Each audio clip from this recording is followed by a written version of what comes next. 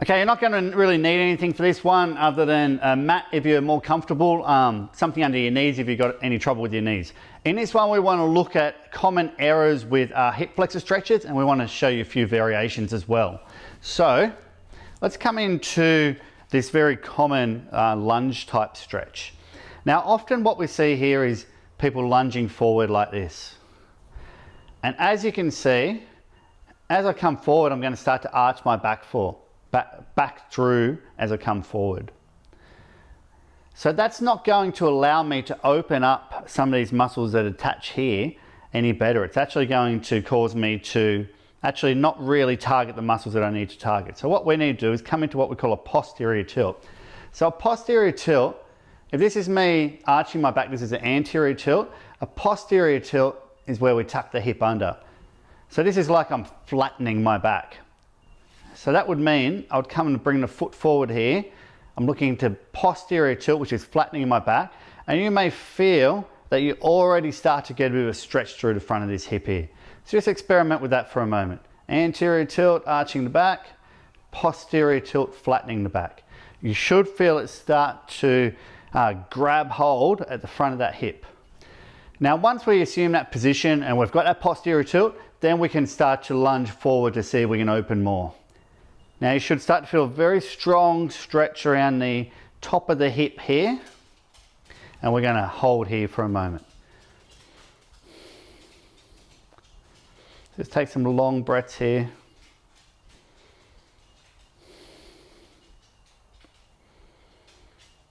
Okay, now what I'm going to do is I'm going to bring my hands outside the front of the knee. I'm going to turn to look over towards my right. And then drop my right shoulder. So I'm here, turning to my right, and dropping my right shoulder. You should feel the stretch move to the outside of the hip here.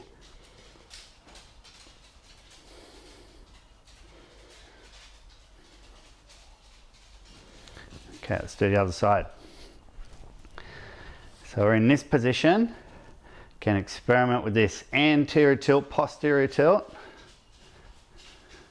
And just feel the effect of that on the hip.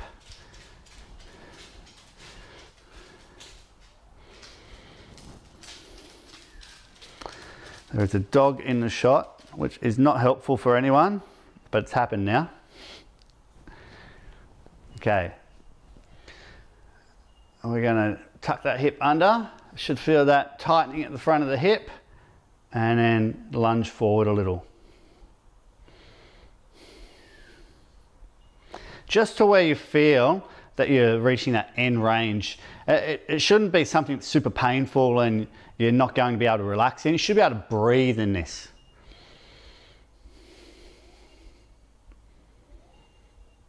Okay, now from there, hands outside the knee, turn to your left and drop the left shoulder. You should feel it move to the outside of the hip. So here we're targeting our TFL, which is a great way to release through ITB, given that ITB becomes the TFL. There's no real way to stretch your ITB. We need to stretch the attachment TFL. Okay, next one. We're going to come into a long lunge here, where big amount of distance between both feet. Hands on the mat. I like to be on my knuckles here. And what we're going to do is you'll notice that this right hamstring, which is my front leg here, is going to be on because it's kind of holding me up. I'm going to look to relax that hamstring and let my hip drop, and I should feel a stretch come into the top of that left hip. Now this will be more kind of towards the inner part of the groin. And what we're going to do now is we're going to push the knee, front knee, and the rear heel away from each other. So front knee and rear heel away from each other. You should get a pretty strong stretch through that left hip. Make sure that you're not holding yourself up with this right leg. Okay, now what we're going to do is bring the foot to the outside of the mat, and you can let the toes turn out a bit, and we're just going to look to drop the knee and come back up. So as I drop the knee, I'm trying to push the left hip forward. If you like, you can also let the right knee drop to the ground. So keep going with this. So you could let that right knee drop as you go. There's a few more reps here. Okay, and change sides. So again, big stance, a lot of distance between front foot and the rear foot. This hamstring here, we're going to relax it, let the hips drop. I'm just going to pause here for a moment. Okay, now I'm going to push the front knee and the rear foot away from each other.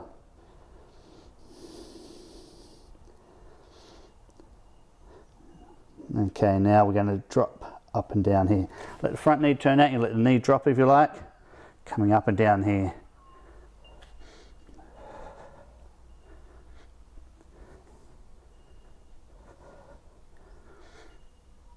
Okay, good. And then just sit for a moment. Let the knees go side to side.